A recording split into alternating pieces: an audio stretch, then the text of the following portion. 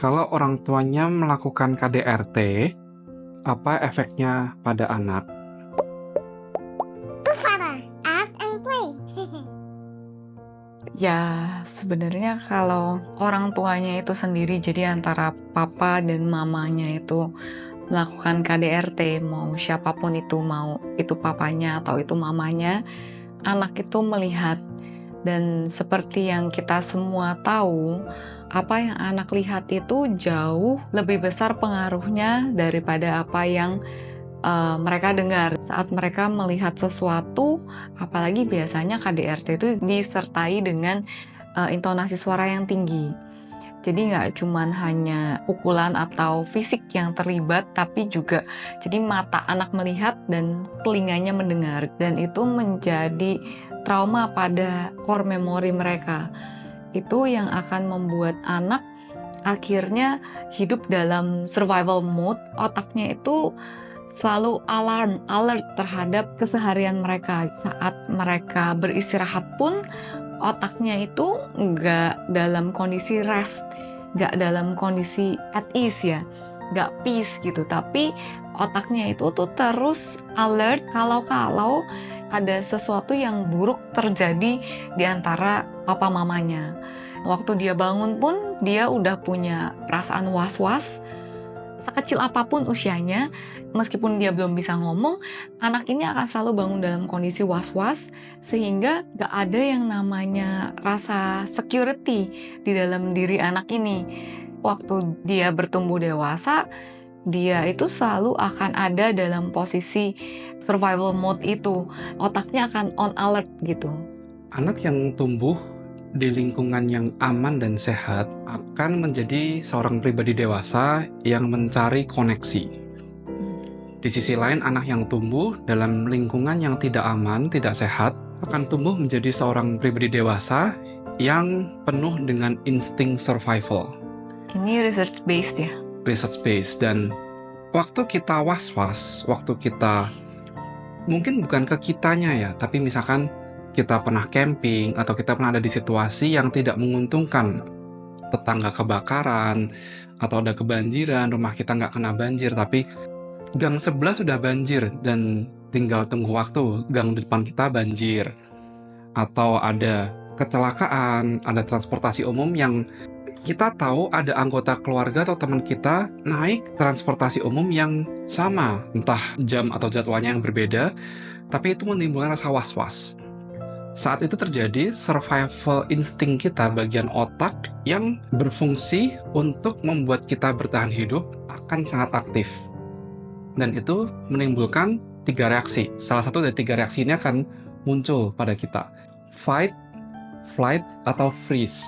Fight itu kita akan berjuang menghadapi masalah tersebut.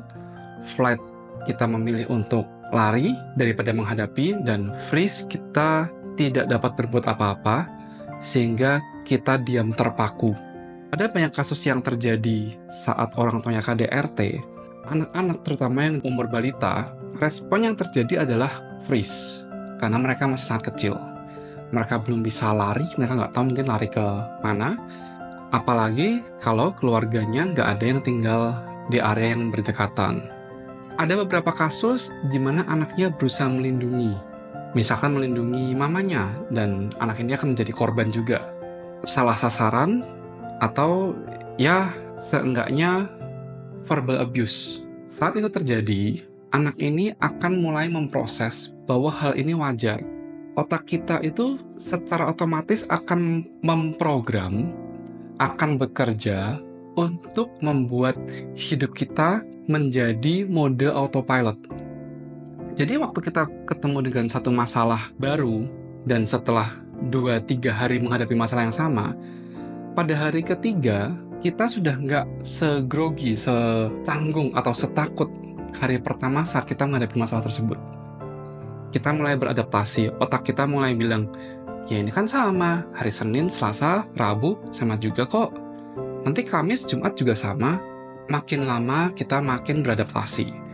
Bagi anak-anak yang tumbuh dalam lingkungan rumah yang ada KDRT, mereka akan mulai memproses bahwa KDRT itu wajar. Mereka akan melihat orang lain bertengkar, ribut, cekcok, bahkan sampai berkelahi, hal yang wajar. Sehingga mereka akan menormalisasi dalam pikiran dan batin mereka saat nanti mereka dewasa, ya orang dewasa semua caci maki, main tangan, main kaki. Research membuktikan anak-anak yang tumbuh di rumah tangga yang ada KDRT-nya berbanding lurus dengan prospek anak ini akan melakukan tindakan kekerasan.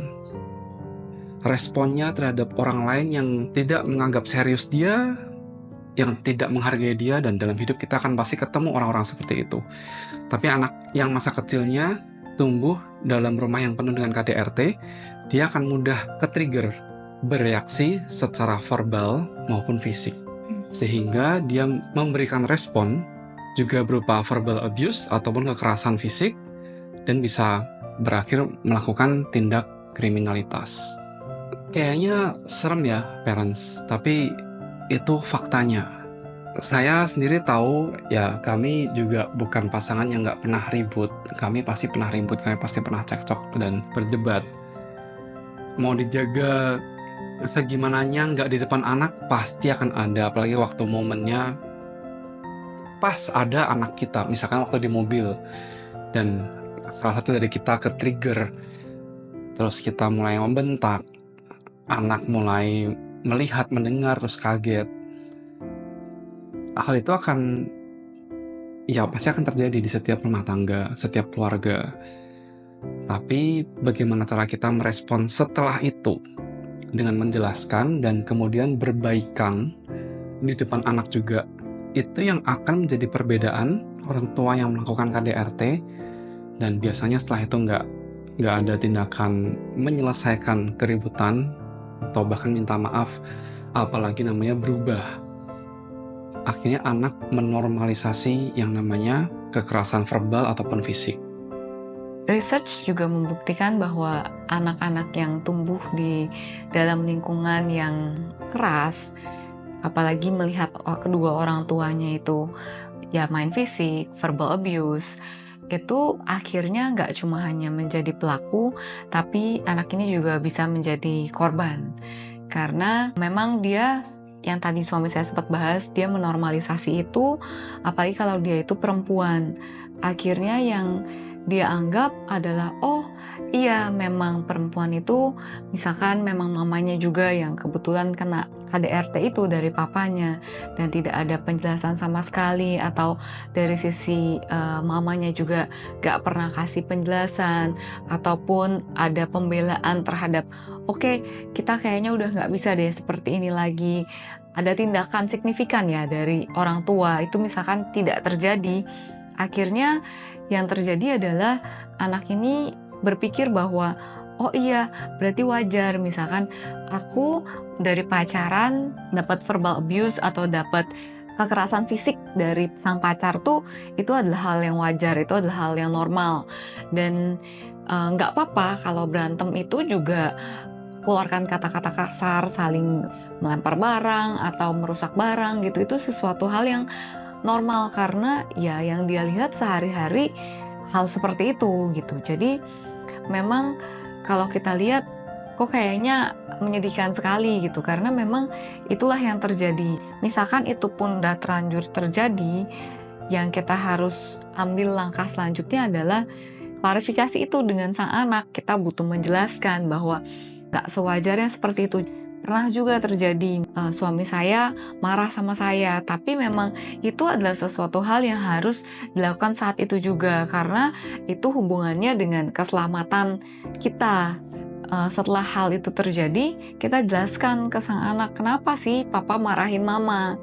Jadi kita kasih tahu why-nya ke si anak. Biasanya kalau anak itu udah usia 4-5 tahun, dia akan nanya, tapi kenapa papa marah gitu, kenapa harus seperti itu? Dan kita jelaskan, ya mungkin sekali dua kali anak itu nggak mengerti, tapi lama-kelamaan dia akan mengerti, sampai akhirnya dia juga akan bisa ngomong. Kalau misalkan kayak saya lagi kena trigger marah sama dia dengan intonasi nada yang tinggi, dia bisa ngomong balik, mama jangan kayak gitu ngomongnya sama aku, kenapa ngomongnya bentak-bentak aku gitu. Ya satu sisi kita sebagai orang tua pasti kayak, ini anak udah lagi ngeselin, berani lagi ngomong kayak gitu. Tapi satu sisi lain positifnya adalah berarti anak ini sudah mengerti bahwa gak sepatutnya dia menerima perilaku seperti itu even dari mamanya sendiri gitu.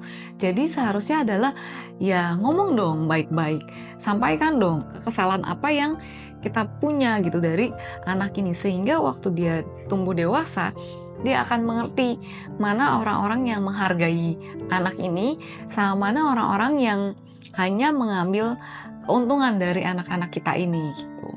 Iya, di sisi lain, kalau kita expose anak-anak kita dengan perlakuan yang intimate, yang menyenangkan, pelukan, kasih cium saat kita bepergian atau kita pulang ke rumah, maka anak itu juga akan menormalisasi hal tersebut. Ngomong dengan kalem.